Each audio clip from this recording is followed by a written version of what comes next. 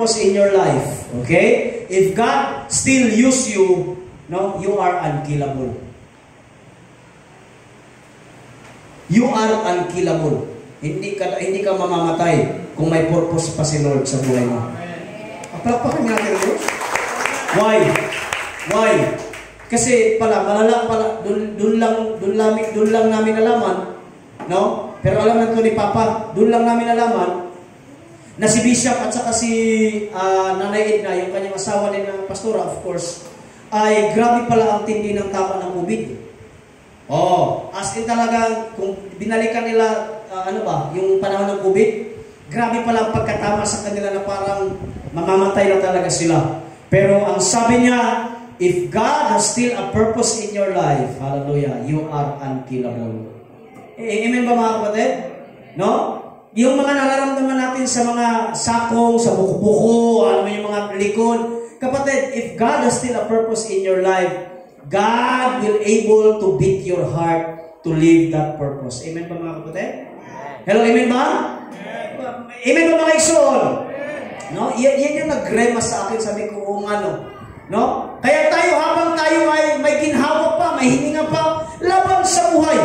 No, laban sa buhay because God has still a purpose in your life. Amen. No? At Pastor, ano po yung purpose na yan? This is our purpose. The good news. Sige ate. The good news. Hallelujah. So, please bear with me. No? What is the good news? The good news. Sharing the Word of God. Number one, na maintindihan natin, is God commanded us to go and make disciples. The Great Commission. The Great Commission. Can you please read in Matthew chapter 28, 19 to 20? Kayo po ang magbasa, mga kapatid. 1, 2, 3. Ako sa 20. Ako na lang muna mangunguna, then kayo sa 20. Sabi ni Jesus Christ, go therefore and make disciples of all nations, baptizing them in the name of the Father and of the Son and of the Holy Spirit. Kayo ang magbasa, 20. Teaching them to observe all that I have commanded you, and behold, I am with you always to the end of the age. Now, this is the time na si Jesus Christ ay tapos na pong mamatay, muling nabuhay. Ito na po yung panahon na 40 days na po ang nakalipas nang muling nabuhay si Jesus Christ. Nakipagkita siya sa mga disipulo at sa another 500 na mga witnesses. 500 na mga witnesses. At doon sa Mount Olive, ang sabi niya mga ikson, ang sabi niya mga kapatid, okay? This is the great command. The great command, sabi niya, go and make disciples of all nations, baptizing them in the name of the Father, the Son, and the Holy Spirit, teaching them to observe that I have commanded you. See? Commanded. Although we live in the grace of God, the Old Testament is passed away because tinapos na ni Jesus Christ. Lahat ng nasa Old Testament, tinapos na ng Panginoon. But God gave us a specific command. And that is to go and make disciples. Go and make disciples, mga minamahal kong kapatid. Ang sabi po ni Pastor Biluan, no, paano ka makapag-disciple kung hindi ka mag-go? Hello, ano ba tayo? Kaya inuna mo na yung word na go. Humayo ka. Go therefore. Now, here we go. All the prophets from the Old Testament, all the prophets, minor and major, lahat ng propeta, they were prophesying the coming Messiah. May iba na hindi alam na ang pangalan ay Yeshua, pero alam nila na may darating na Messiah. Halo, buhay pa ba lahat? May darating. Simula pa kay Moses, simula pa kay Abraham, Isaac at Jacob, simula pa sa mga patriarka, no, lahat po ng mababasa niyo sa propeta, major and minor prophets, they were telling us na merong darating na Misaya at tagapagligtas. Amen? Hindi nagbabago. Magkaiba-iba ang timeline. 1,000 years, 500 years, 200 years. Iisa po ang kanilang sinasabi na merong darating na tagapagligtas. All the prophets spoke Christ. Amen! The last prophet na nag-prophesy na darating ng Messiah is John the Baptist. Ang sabi niya ni John the Baptist, behold! Nung nakita niya si Jesus Christ, behold, the Lamb of God who takes away the sin of the world. Ibig sabihin, pinapatunayan ni John the Baptist na yung nakikita niya na si Jesus, yun na yung tagapagligtas. Hello, amen? Amen ba? Amen ba mga igsoon? All the prophets prophesying and then declaring the coming Messiah. Nung tinapos ni Jesus Christ ang good news, ang gospel, hindi po natapos sa krus ng Kalbaryo. Hindi! Why? Why? Kinomisyon niya ang mga disipulo. Tinapos ko na, dumating na ako, niabot na ako, naanak ko, tinapos ko na, huwag kayong huminto. Kaya sabi niya, ipamalitan ninyo. Here we go. That's why Jesus Christ is the center of everything. You know what? The Old Testament telling about Jesus Christ. Si Jesus Christ, kinumisyon tayo na ipamalita kung sino si Jesus Christ sa mga tao. Can I hear amen? That's why sabi niya, go and make disciples. Next slide. Okay? Hallelujah. The two greatest commandment is meant to obey, but the greatest commission need to do. Pastor, ano ibig sabihin? What is the greatest commandment? Hello? What is the two greatest commandment? Sabi ni Jesus Christ. Love the Lord. What? Okay, parang mahina. 1, 2, 3, go. Love the Lord, your God, with all your heart, with all your mind, with all your soul. And then pangalawa, love your neighbor as you love yourself. Sometimes yun lang ang alam natin. Yun lang ang paulit-ulit natin nalalaman. Love the Lord your God, love the Lord your God, love your neighbor. But the two, hindi pala to, ang pangalawang commandment na ibinigay sa atin ng Diyos, go and make disciples. Parang mahinang amen. Ang dalawang utos na mahalin ng Diyos, mga kapatid, that is meant to obey. Kailangan mo sundin. Kailangan mong sundin. Pero ang komisyon, the Great Commission, kailangan nating gawin. Hay! Amen ba? Kailangan nating gawin. Next natin. Next slide. Kaya magbasa. 1, 2, 3, go. Great Commission is not one of the gift of a Holy Spirit. It's a command of Christ that we need to obey and do. We have a mistake na sinasabi natin na ang Great Commission is only a gift of the Holy Spirit. Mali kayo. Kasi sinasabi nila, ayaw kong mag-evangelize, ayaw kong mag-disciple, kasi hindi ko naman yung gift. Patay tayo dyan.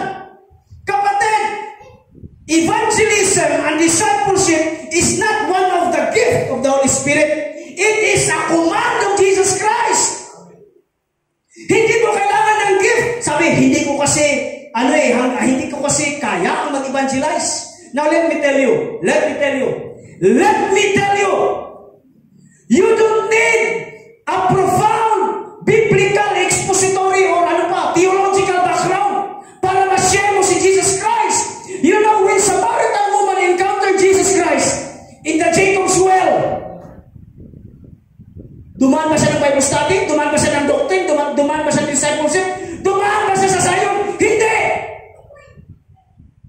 Anong nangyari? Anong ginawa? Nung na-encounter niya si Jesus Christ, na pinatawad siya sa kanyang kasalanan. Hallelujah! Yun ang kanyang ipinabalita. Bringing the good news to Samaria. At sabi niya, hello! Nakita ko na ang Messiah! Hindi yung, kung hindi ka magsisi, may perno ka. Kung hindi ka magsisi ka, hindi ka may perno. Alam niyo, ang problema, ito pa. Ang iba naman, para daw ma-win ang kanyang kapatiran, ang kanyang katrabaho, ang kanyang kakilala, nakipagdebate. We are not called to debate other religion. We are here to proclaim the good news. Because after all, ang trabaho natin ay mag-proclaim ng good news. Ang trabaho natin ay mag-share ng good news. Ang magtrabaho natin ay mag-declare na si Jesus Christ ay dumating, na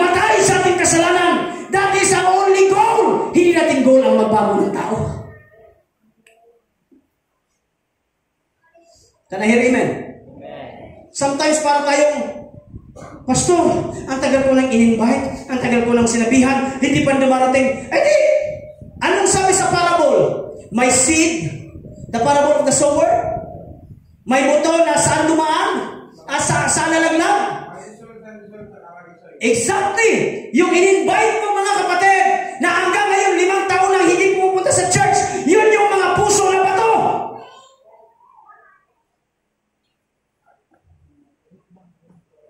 How about Roslyn? Kakabautis mo lang. No, hindi. How about Roslyn? Kakabautis mo lang. Kakabautis mo lang. Anong ginawa? Nag-invite siya ng kanyang kaibigan na si Grace. Alam mo, bakit? Nag-Bible study ba sila? Hindi. Sinabihan lang, halika rito. Sumama ka sa akin. Kasi yung naramdaman ko, na pagpapala at naramdaman ko na kasiyahan, hallelujah, habang ako ay nagsiserve sa Panginoon, gusto ko rin ay maranasan mo. Ano pa kanya masabi? Hallelujah. Great Commission is not one of the gift of the Holy Spirit. Huwag yung sabihin na hindi ko kasi gift yan, Pastor. Hindi ko gift. Now, let me tell you, Great Commission or pag-share po ng pulong sa Ginoo, hindi niyo po kailangan po ng tinatawag na gift of the Holy Spirit. It is a command of Jesus Christ. Sabihin mo kasi yung katabi, it is a command. Oo. Tinanggal na ng Diyos ang 613 na batas sa Old Testament. Tinanggal na ng Diyos kasi hindi natin kaya sundin. Tinanggal na ng Diyos, kinuha ng Panginoon. Binigyan tayo ng bagong utos. Anong una? Mahalin ng Diyos, mahalin ng kapwa. Anong pangalawa? Great Commission. Next ate. Next slide. Okay? Holy Spirit. Sige ate. Ako magbasa sa una, kayo sa 7. Then they gathered around him and asked him, Lord, are you at this time going to restore the kingdom? Yung malapit na mag-ascend si Jesus Christ ba? No? Magkarugtong po ang Matthew at saka ang Acts. Magkarugtong po yan, magkarugtong. Nung malapit na po umakyat si Jesus Christ, nagdala ang mga disciple. Sabi ng mga disciple sa kanila, okay, dito ako titingin. They gathered around him and asked him, Lord, are you at this time going to restore the kingdom to Israel? Kayo magbasa sa 7. It is not for you to know the times or days the Father has set by His own authority. See? Sabi niya, malapit na ba katapusan? Paano mo i-restore ang ano? Anong sabi ni Jesus Christ? It's not your duty na malaman mo. Ang duty mo is to proclaim the good news. Hallelujah, amen! Problema sa atin. May pinaka-ibang kakabalahan. Acts 1:8. Next mo ate.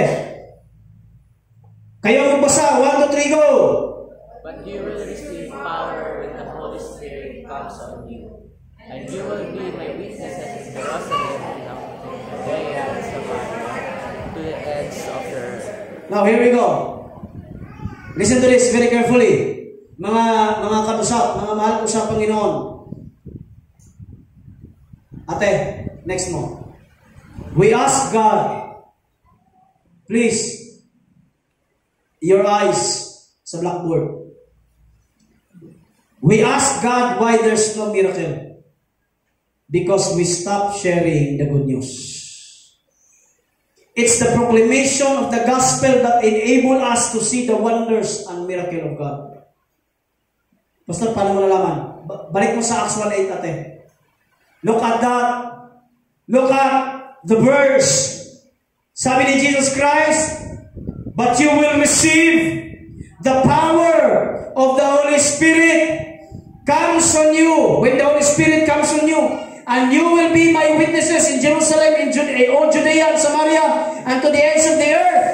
Now, hindi mo kayang i-share ang gospel sa sarili mong gana at sa sarili mo lang kakayanan. That's why bago umakyat si Jesus Christ, nangako siya mga kapatid, na bago mo i-share ang Word of God, papakapan ka ng kapangyarihan ng Banal na Espiritu para bumuka ang iyong bibig at i-share sa iyong kapitbahay, i-share sa iyong kaibigan. Amen? Hallelujah! Palampakan niyo ang Diyos! You know, we ask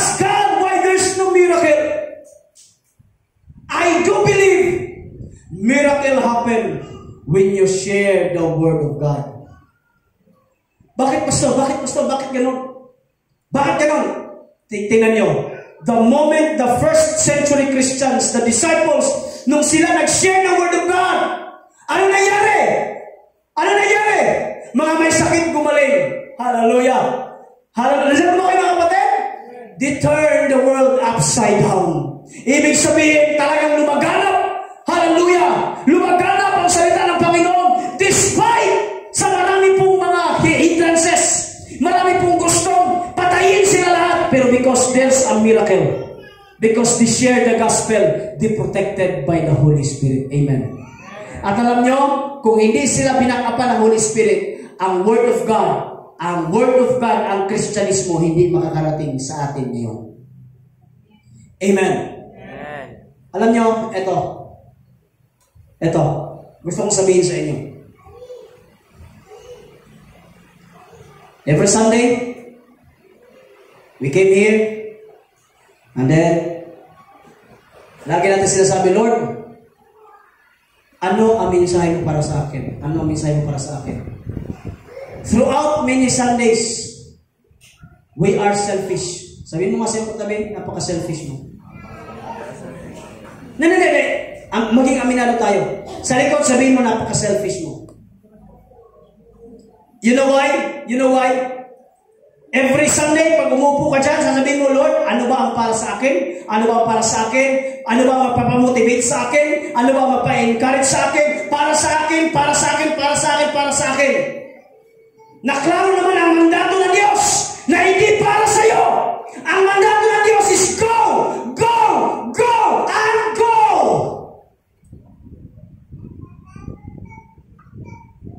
Hindi para sa iyo. How many times, Lord, mangusap ka sa akin. Meron akong sakit. Meron akong kakulangan. Wala akong pera. Alam mo, sabi ng Panginoon, that's my job. Sabi ng Panginoon, trabaho ko yan. Trabaho kong pagalingin ka. Huwag mong problemahin yan. Trabaho ng Diyos na pagpalain ka. Trabaho ng Banal na Espiritu na palakasin ka. Trabaho ng Panginoon. Huwag mo lang questionin yan. The reason kung bakit ka nakaupo, because His grace is more than enough. Anong trabaho mo? Huwag mo nang alamin yung mga bagay-bagay. Lord, gagaling ba ako? Huwag mo na! Ipasa Diyos mo na lahat yan! Ang ating purpose is to share the Word of God.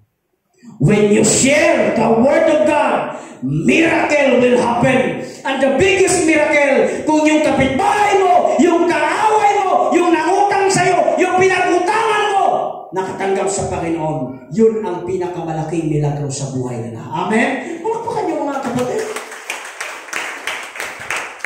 Alam nyo, generalize ko na lang. Dapat masaktan tayo sa katotohanan.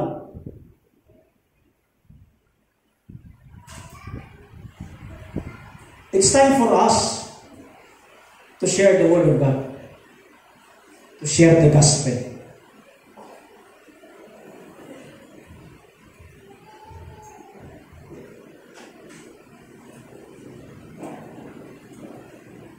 Sa ating kamag-anak, sa ating mga kapitbahay, we need to share the Word of God to them. Huwag kayong magkontento. Mga estudyante,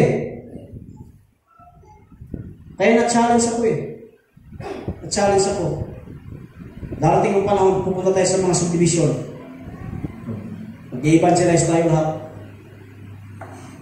You know, our goal is to share the Word of God. Kung hindi sila pupunta, di ba? Hello, nagsunod ba tayo mga kapatid? Wala talaga milagro.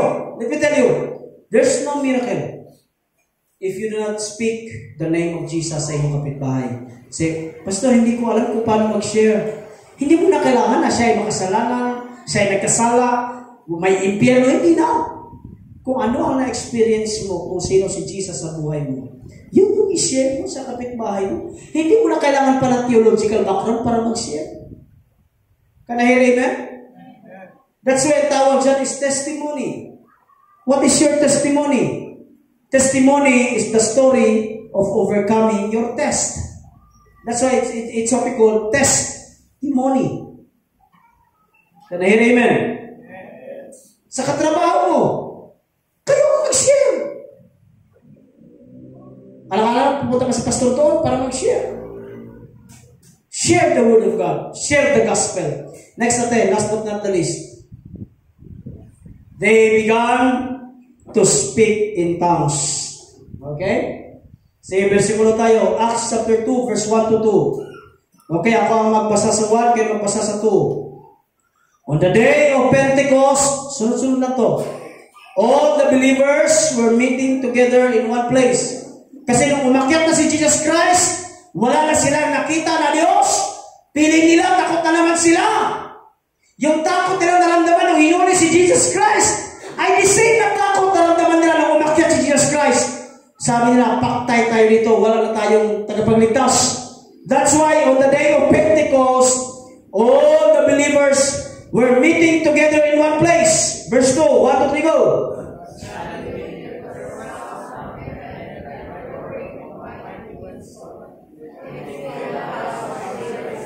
Next verse. Then what looked like flames or tongues of fire appeared and settled on each of them. Verse 4.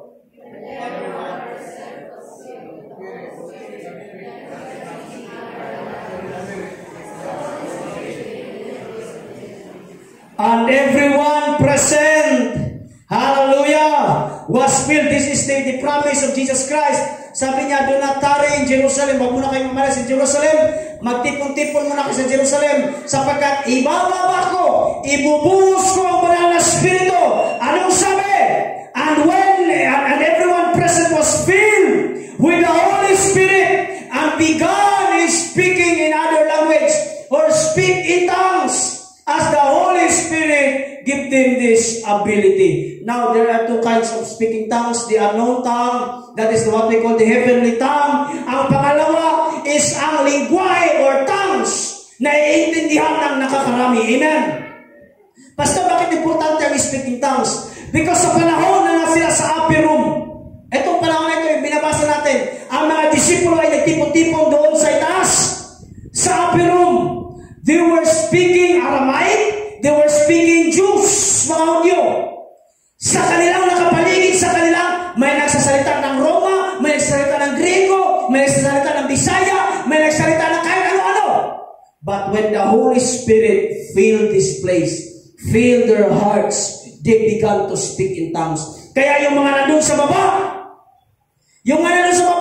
na Ilocano, sabi niya, di ba mga Bisaya ang nasa taas ng mga Hudyo? Bakit nakapagsalita sila ng Ilocano? Bakit naintindihan ko ang gospel? Because that is the power of the Holy Spirit. Can I hear amen? Can I hear amen? Alam nyo, way back 1800s, maraming mga missionaries namatay.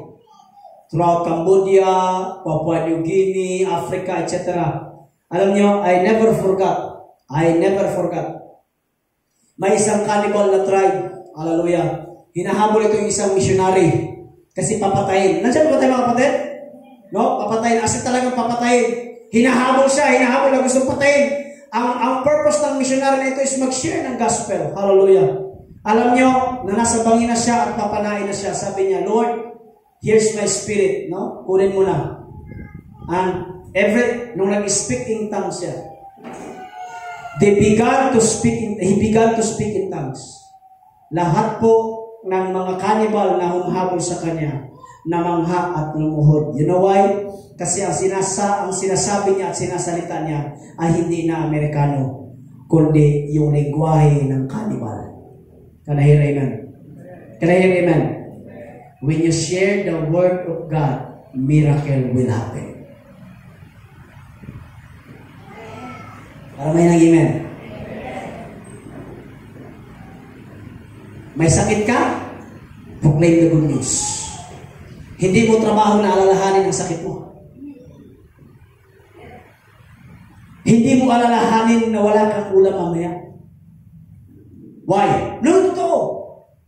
wala kang pambayad sa renta, hindi mo alalahanin yan. Hindi mo alalahanin yan. You know why? If God ordained, He will sustain. Palapakan niyo mas yan.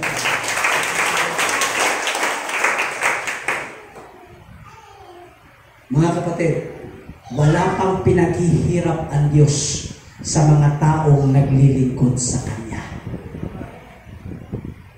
Never. Never. Wala pa pong pinaghirap ang Diyos na naglilingkod sa Kanya at nagsishare ng Word of God. Pwede ba tapikin mo katabi mo, sabihin mo, share the Word of God. I just want to comment. No? Wag kayong ano. This is a challenge. I just want to comment. No? Si Sister Dani. Alam si Sister Dani, wala naman siyang alam sa Bible. Hindi naman nag-theologian eh. Hindi rin yan leader sa simbahan. At saka walang ganong-dunong yan. Pero alam nyo, meron siyang desire na ipunin at sabi, Pastor, kailangan ka namin, proclaim the good news. Pumunta tayo doon, nag-share tayo ng Word of God dahil sa Kanya. Hello, amen? Can I hear amen? Can I hear amen?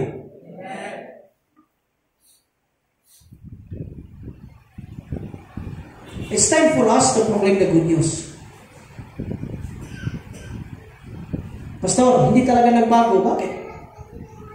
Purpose mo ba na baguhin yung tao?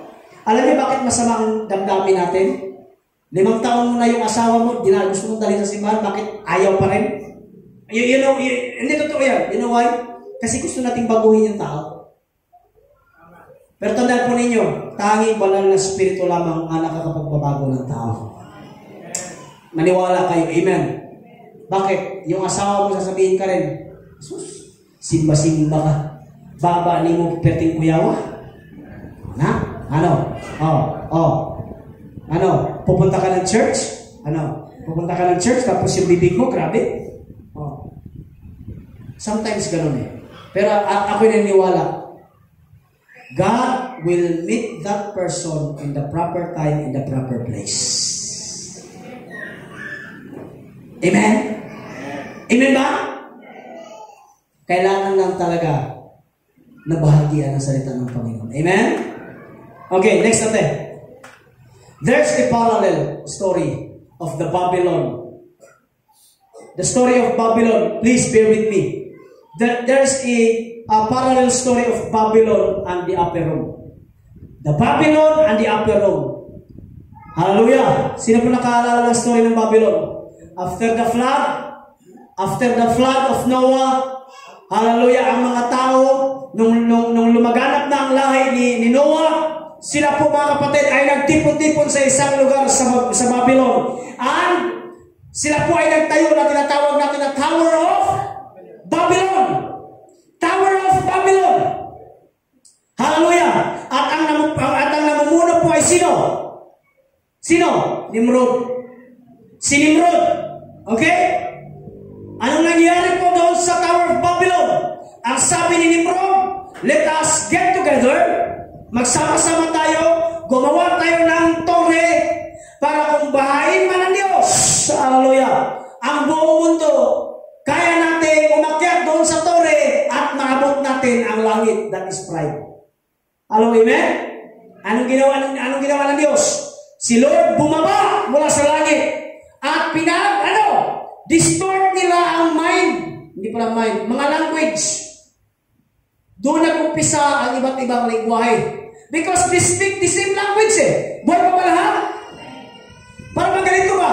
Ersel, pahinga ko ng martilyo. O, binigay ni Kuya Ersel yung martilyo. Pukpuk sila, gumawa silang tore. The night, bumaba si Lord.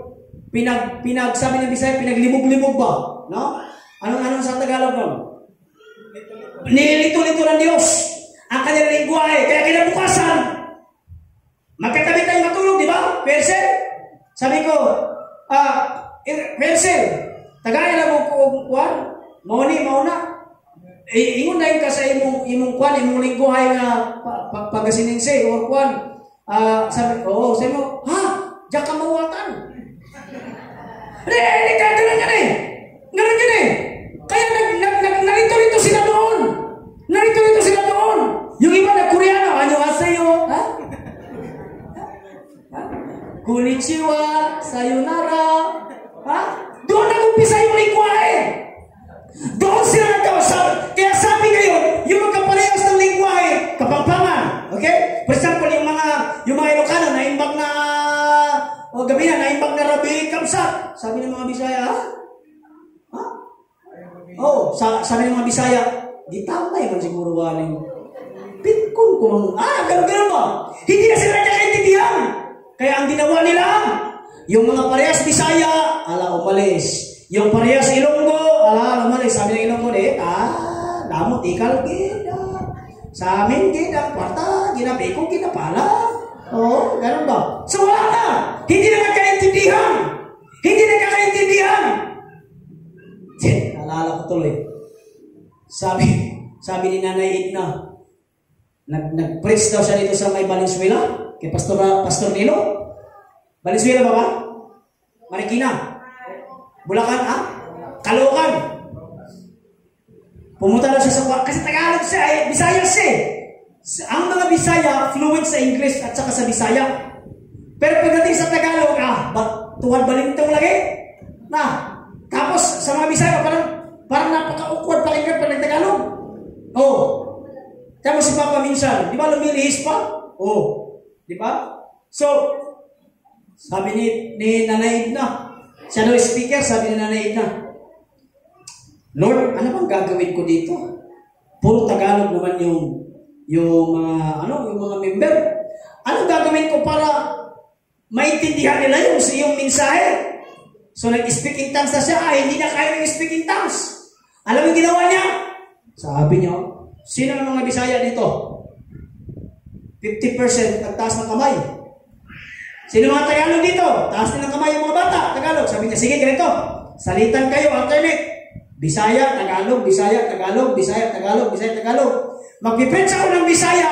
Kayo mga Bisaya, bulungan ninyo yung Tagalog, i-translate ninyo. Sabi ko sa'yo, nag-preach sila parang palengke. Kasi lahat bumulong lahat na bumulong in-interpret in-interpret talaga napakaingin na simbahan. Pero at least, na-proclaim ang good news. Amen. Palagpakan niyo mga siguro. Hallelujah. Ang ingay. Grabe talaga. No?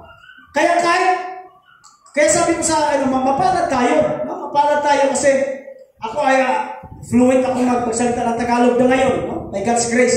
Nakakapag talaga. Kasi mahirap sa kanila. Lalo na kapag ang kanilang nakatayo na sa rin magbisaya, sabi ko sa iyo, sasabihin talaga, Amen! Magkano pangalan ninyo? Magkano na pangalan ninyo? Di ba? Hallelujah. Sabi dapat na, napintuhan ko yung mga kabataan pa ba? Membro ni Pastor Gagay. Yung nagsamit tayo sa Tagaytay. Sa Tagaytay ba? Sa Tagaytay. Dahil siya, sumakay sila ng jeep. Lumagpas sila ng medyo malayo-layo kasi hindi nila paano bumaba. Kasi ang sabi sa mga Cebuano daw, diri lang. Diri or sibug lang, ano ba? Or pliti. Para lang. Para lang. Oo.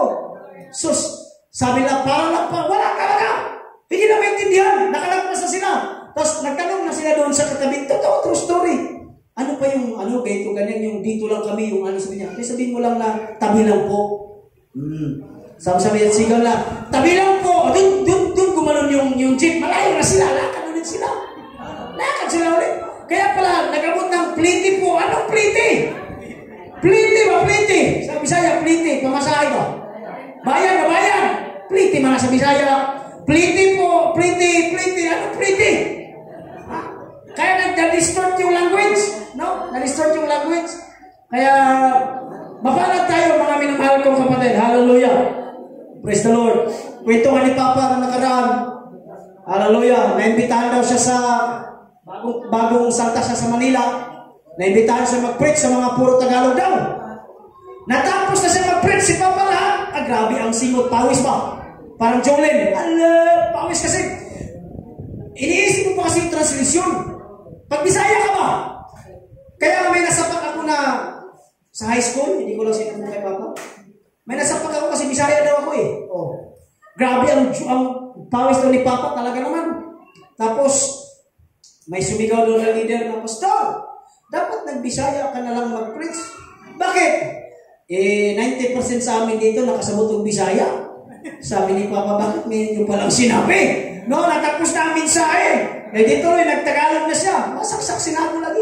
Masaksak sinagol. So, anong gusto ipahiwatig mga kapatid? The upper room and the Babylon are the same. Why? Ate, next slide.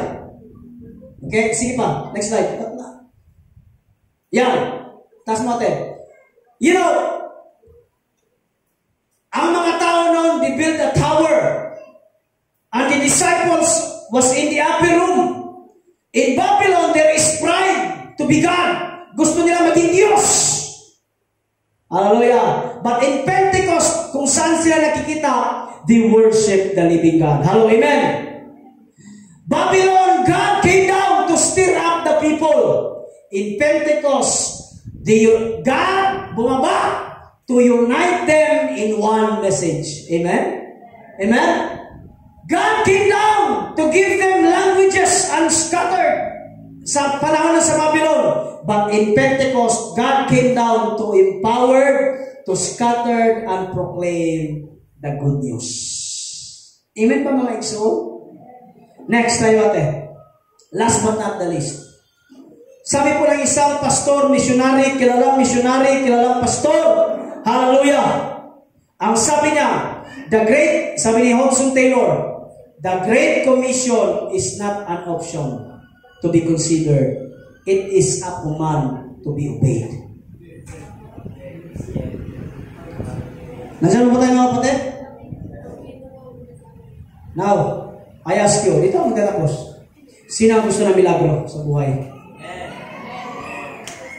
Sino gusto ng milagro? Itas po kami, huwag yung maya.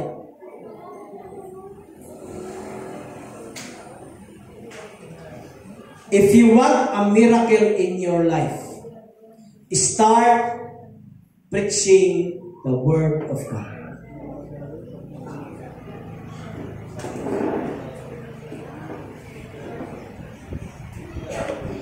If you want a miracle in your life, start proclaiming the good news. Pastor, kanino? Kung saan ka bilog, doon ka gagamitin ng Panginoon. Hello, nandiyan po tayo mga kapatid? Dito ako magtatapos. Before tayo mag-pray. Kung ikaw shooter sa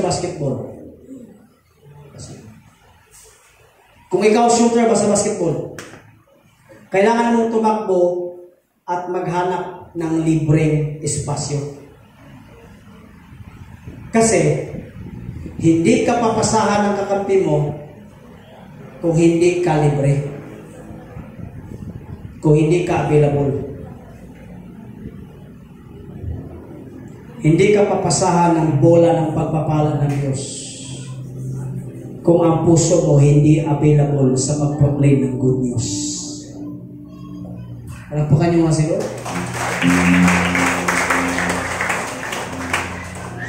Amen? Make yourself available so that you can experience God's miracle. Pwede ba tayong giyon ko sa